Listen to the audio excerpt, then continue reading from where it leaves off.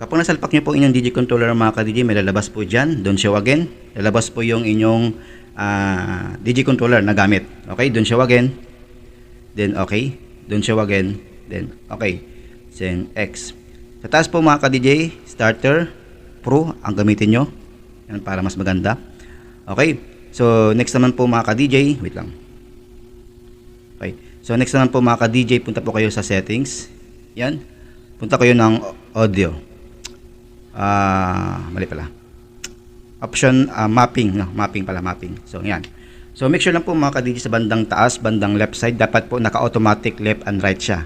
Para po mga ka-DJ kahit yung deck 1 lang po yung inyong imamapping, automatic yung mga ka-DJ na lilipat, kasama din po sa pagmamapping yung deck 2. Example, deck 1 yung inyong minapping. Ibig sabihin yung mga ka-DJ, damay din po yung deck 2 sa pagmamapping. Okay, para mas maganda po. Make sure lang po na automatic